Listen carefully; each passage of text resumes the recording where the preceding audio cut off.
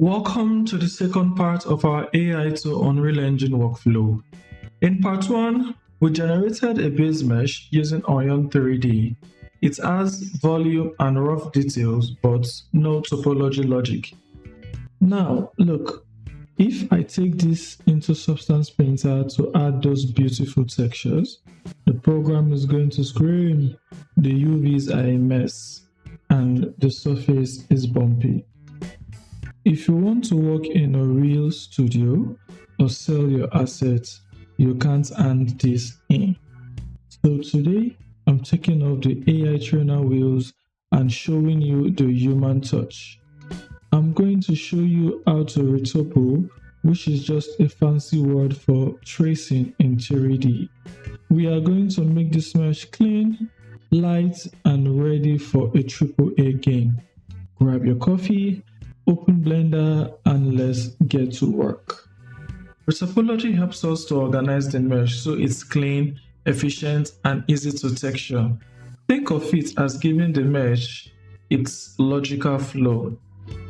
A good topology preserves the silhouette, supports the edge loops, and ensures details stay intact during baking and texturing. If you are just starting or don't have the budget for plugins, you can do this manually, just like I showed you in the Battlers series. It takes time, but it's the best way to learn the fundamentals of mesh logic. Link in the description, you can check out that video. To do this manually is pretty simple. I'll press Shift A and then I will add in a plane. I will go to edit mode, rotate in the x-axis 90 degrees. I'll just move it out and then scale it down and just adjust. To see through my mesh while I am in edit mode, I will go up here and I will enable Retopology. If the version of Blender you're using does not have this, you can also come to the Object Property menu, click on Viewport Display, and then you click on Display As, and then you switch it to Wire. Okay, same thing. So with that, I'll come up here and I will click on this magnets to enable snapping, and then I'll click on the drop down menu here and I'll switch to face nearest, and I'll enable align, backface calling, and all of this like this. I will make sure all of this are enabled, okay? And then I will click on the modifier and I'm going to add in the shrink wrap modifier, and my target is going to be this. So with that, and then I'll click on cage so I'll see how my mesh look like even while I'm in edit mode. Then I'll press E to extrude, and I'm just going to adjust all of them like this till I have my desired outcome, okay? I can add in a loop cut in the middle here, and then E to extrude this some more.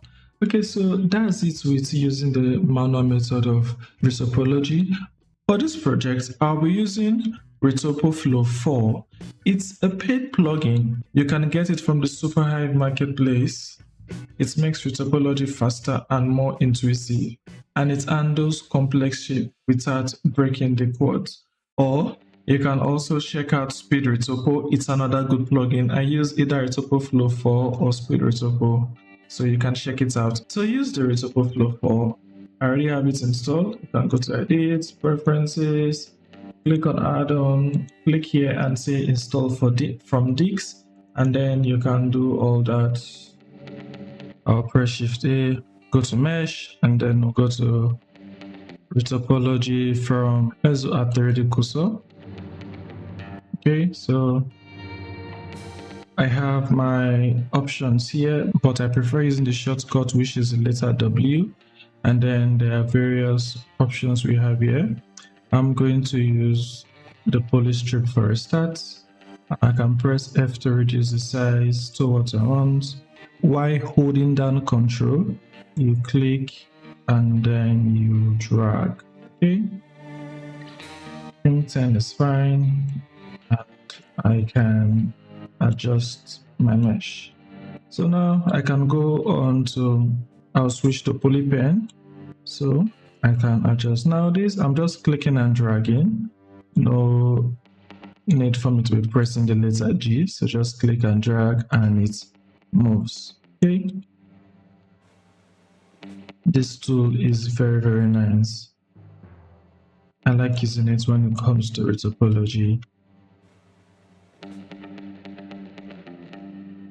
I'll switch to my polypen tool and then I will click and then I'll hold down Control and click, Control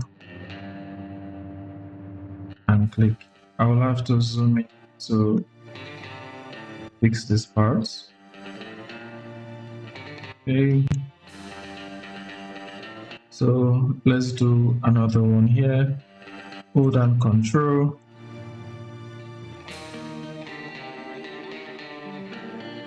But now I can see I'm losing on details here.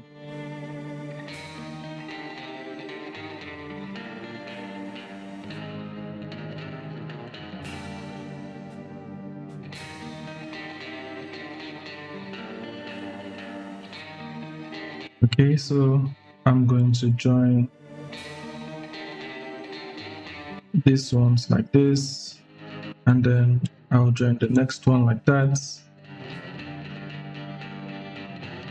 And as for this, so I'm going to use the polystrip tool. And I'm just going to drag. I think 15 is too much, so rather than Control, I'm going to do, let's say 10. It's fine. And now for the editing, I'm following the silhouette of what we have. Can you see? Okay, cool. Let's check out the reference. Yeah.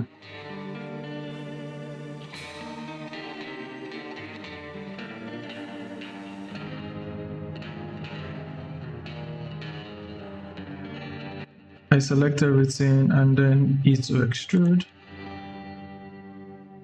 making sure I don't have any floating vertices. I will have to do some work over there. Then I'll switch to my polypen tool and I'm going to do this. Nice.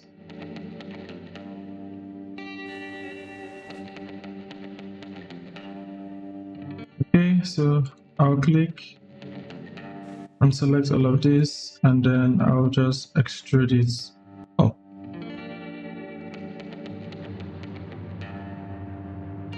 Now I have to make sure that it's mashing straight. I am going to speed through this, but you can slow it down to watch the whole process of how I did my retopology. So Retopo, there's no rules to Retopo, mostly when it comes to add surface model. All you need to do is just to understand what you want to do. If I was going to animate this, then I can start thinking of areas that is going to be animated and how I would want it to be, okay?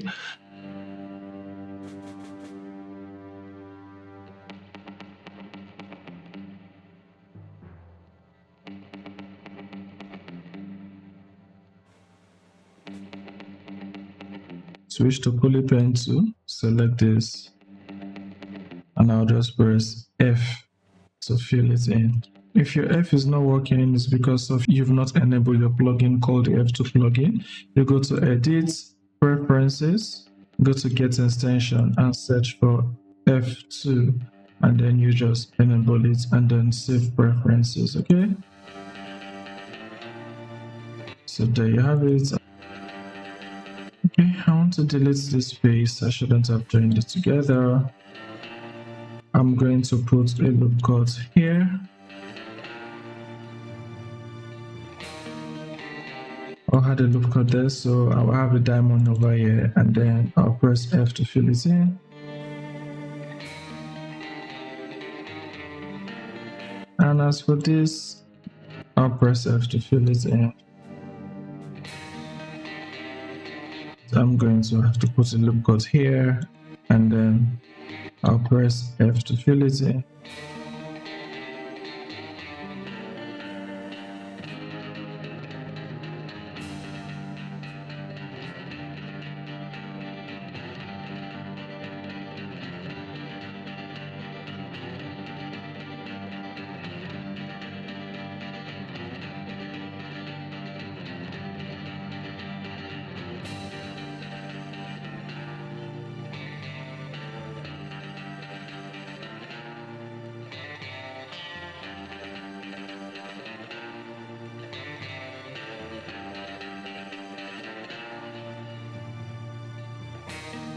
I will click on X to, sorry, not X, Y to have it mirror to the other side. After mirroring, let's select this top like this and then E to extrude in the Y-axis. Okay.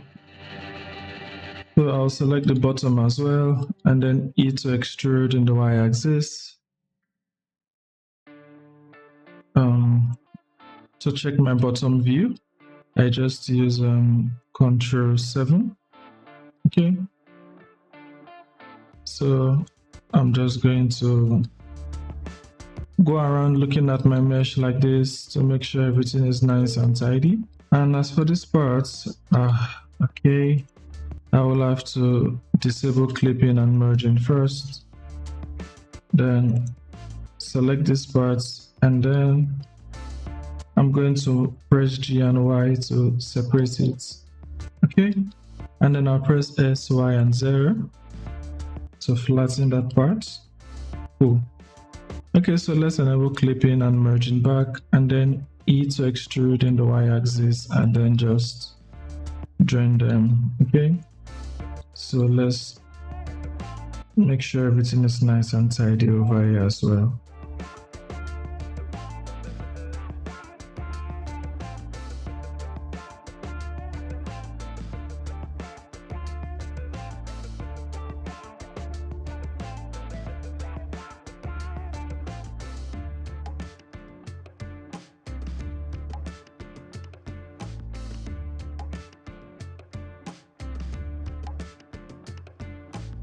So just going around and adjusting the topology.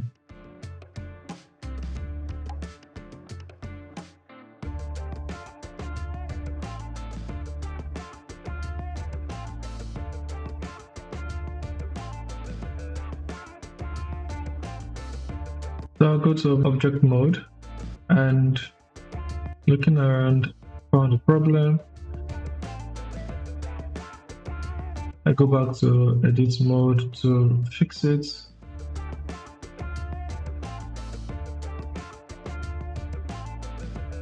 The mesh is looking blobby. That is because each of the vertices were snapping to the surface of our ghost mesh, and our ghost mesh is not smooth, and I don't want that. So what I'm going to do is I will hide the ghost mesh, and I will go to edit mode, top orthographic view, and then I'm going to select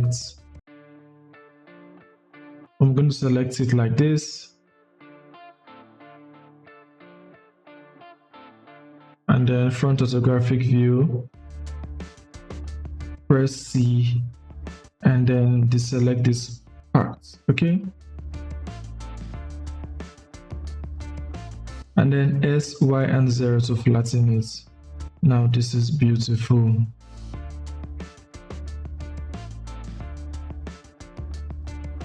Uh-oh, I've not fixed this part, so let's go back and fix it. So exit from local view, and then I'll go to edit mode, and then I start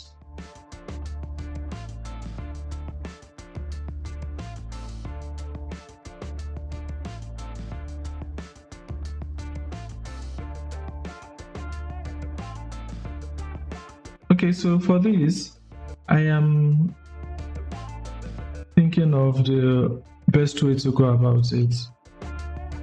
So what I did here was that with my polypen tool, I hold down Ctrl and click here, and then I create a face here. So I'm going to join it there, and then I'll press F to fill it in, and then I'm going to snap both of them to meet at the center, and then adjust it. Okay.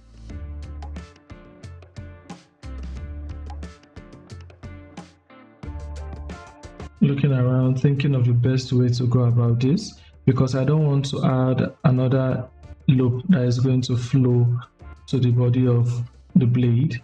So yeah, I did this, F to fill it in, and then I'm going to adjust it.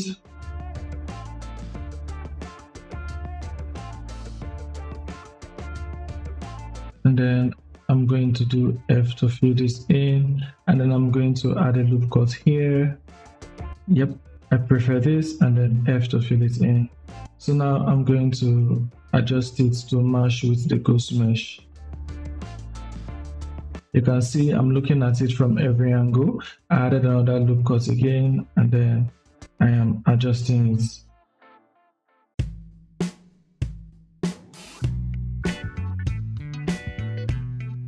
Okay, just doing some little tweaking here and there. I went to my local view. I'm just looking at the mesh and making sure everything is nice and tidy. So I'm going to right click and shade auto smooth, and I'm going to change the angle to 60. So I'll select that edge and make marker sharp. Select this one to marker sharp. I'll select this one, mark, and marker sharp. I'm looking around. I just have 880 poly counts. This is good. So let's fix this part that we're going to have those details. So I'll select it and then Alt E, extrude along face normals, and yep, I'll do this.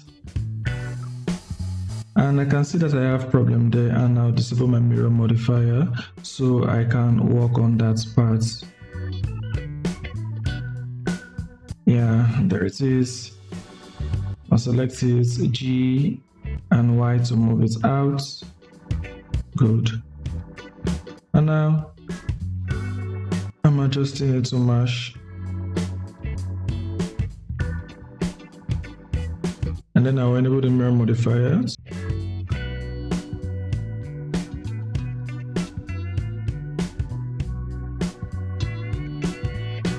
Okay, so this is fine. Okay, so I am looking around. Pretty nice. So just doing some final cleanups.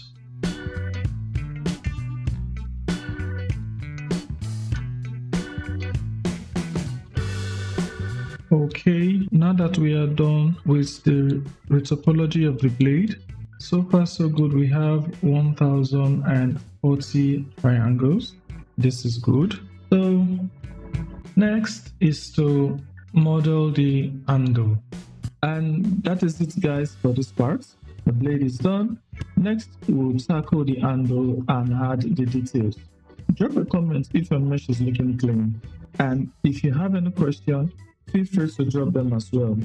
I'll see you in the next part. Peace.